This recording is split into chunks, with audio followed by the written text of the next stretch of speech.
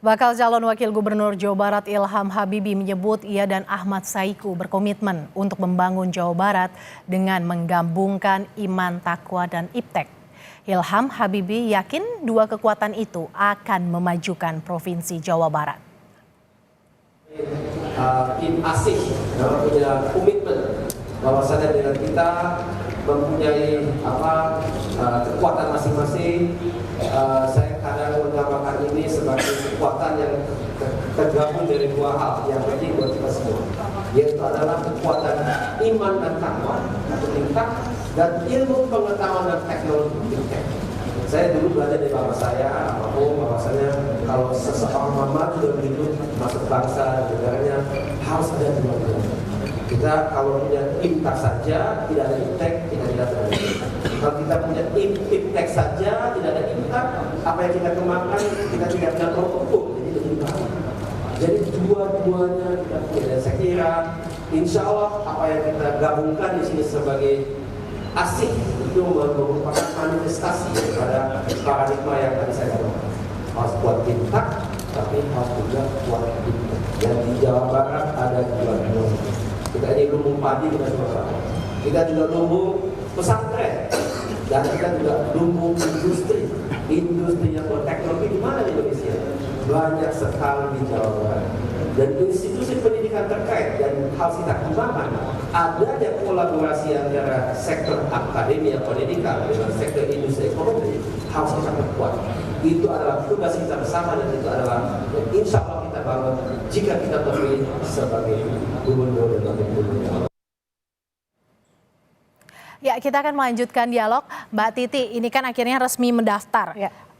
Saiku dan Ilham Habibie. Nah, kalau kita lihat nih, mereka dicalonkan, diusung oleh partai PKS dan Nasdem. Kalau kita kaitkan gitu kan dengan Koalisi Indonesia Maju, plus yang sebelumnya merajut bersamaan di Jakarta, pecah begitu kan? Di Jakarta, kemudian pecah kongsi ini di Jawa Barat. Iya.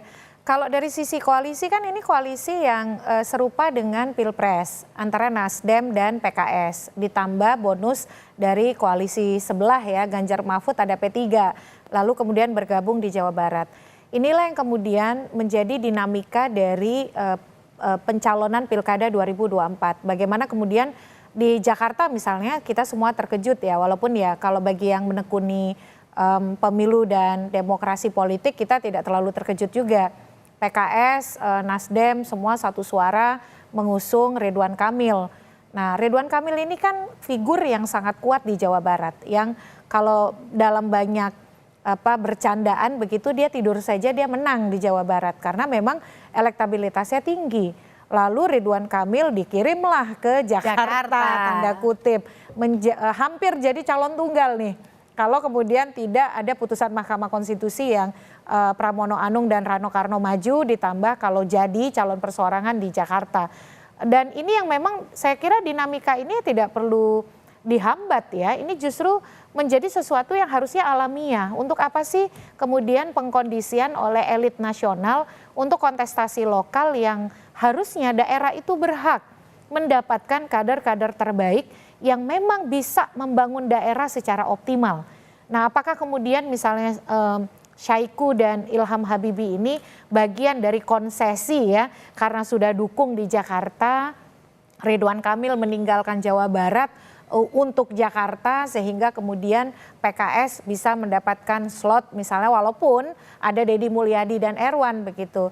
Karena kalau pertarungannya antara Ridwan Kamil, Ahmad Saiku, lalu kemudian ada Deddy Mulyadi, wah itu akan luar biasa. Akan sengit. Betul, seperti itu ya? Akan sangat sengit kalau Ridwan Kamil, Saiku dan kemudian Deddy Mulyadi begitu.